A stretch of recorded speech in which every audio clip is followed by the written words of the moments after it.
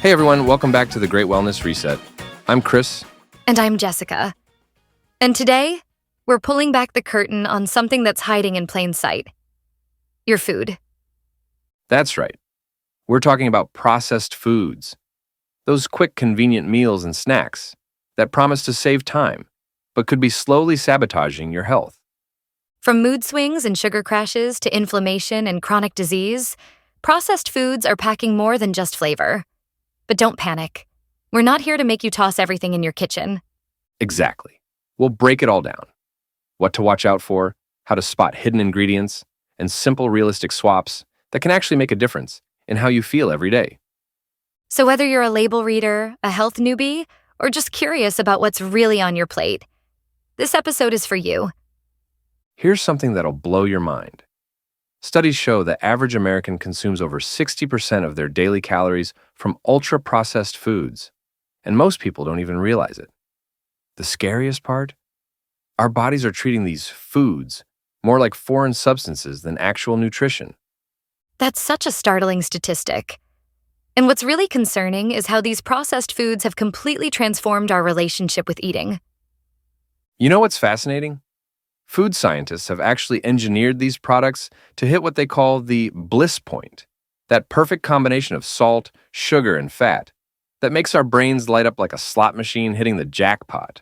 That explains why it's so hard to eat just one potato chip. How did we get to this point? Well, it's really a perfect storm that started in the mid-20th century. The rise of convenience foods, busy lifestyles, and incredibly sophisticated food engineering has created this situation where, get this, many kids today can't even identify basic vegetables, but they can recognize dozens of brand logos. That's absolutely mind-boggling. And these processed foods are doing way more damage than most people realize, right? Oh man, the research is pretty alarming. Recent studies have shown that ultra-processed foods are linked to a 60% higher risk of cardiovascular disease, and they're actually changing our gut microbiome in as little as 2 weeks of regular consumption. You know what really gets me? The way these foods are marketed as healthy options. Like those breakfast bars that are basically candy with added vitamins. Exactly. And here's what's wild. Many of these healthy processed foods actually have more sugar than their regular counterparts. Like, some yogurts marketed for kids have more sugar per serving than ice cream. So what's happening in our bodies when we eat these foods? Well, it's like throwing a wrench into a finely tuned machine.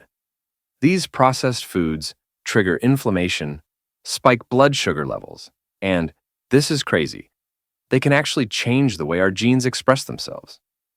Recent epigenetic studies show that poor diet choices can affect our DNA expression for generations. That's absolutely terrifying. But there must be some practical solutions, right? You know, there are, and they're simpler than most people think. The key is understanding what a real, whole food actually is. Like, if your great-grandmother wouldn't recognize it as food, maybe we should think twice about eating it. That's such a practical way to think about it. What about the cost factor, though? A lot of people think eating whole foods is more expensive. That's a common misconception, but check this out. A study from the Harvard School of Public Health found that eating a healthy diet of whole foods costs only about $1.50 more per day than eating processed foods. That's like the price of a cup of coffee. Oh, wow. When you put it that way, it really puts things in perspective. Right? And here's another interesting finding. People who switch to whole foods often end up spending less on healthcare costs in the long run. Studies show that for every dollar spent on good nutrition, you save about $2.71 in medical costs. Those numbers really tell a powerful story. So how do we start making better choices? Well, one of the most effective strategies I've seen is the crowding out method. Instead of focusing on what to eliminate, start by adding more whole foods to your diet. Your body will naturally start craving these nutrient-dense foods over time. That sounds much more manageable than trying to completely overhaul everything at once. Exactly. And here's something fascinating. Research shows it only takes about 2 weeks for our taste buds to reset. After that period without processed foods, People actually report that they find their old favorite snacks too sweet or too salty. That's really encouraging. Any other practical tips for people looking to make this change? Yes. One of the most powerful strategies is what I call the prep for success method. Studies show that people who spend just 30 minutes meal prepping on weekends are 75% more likely to stick to healthy eating habits throughout the week. That makes so much sense. When we're prepared, we're less likely to reach for those convenient processed options. And you know what's really cool? The benefits go way beyond just physical health. Recent research has shown strong connections between whole food diets and improved mental clarity, better sleep, and even reduced anxiety levels. Those are some pretty compelling reasons to make the switch. Any final thoughts on this?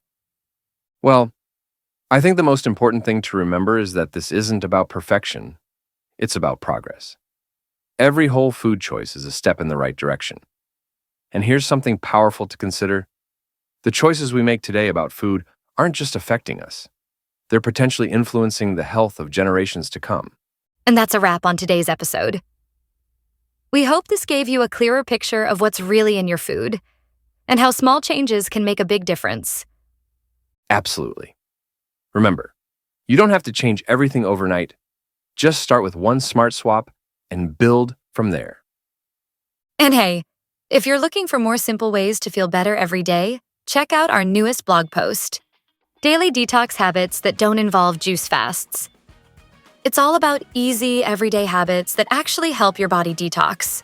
No weird cleanses, no green sludge required. You can read it now at greatwellnessreset.com. That's your go-to spot for real talk and helpful tips on health, food, and feeling good. Thanks for listening. We'll catch you next time on the Great Wellness Reset.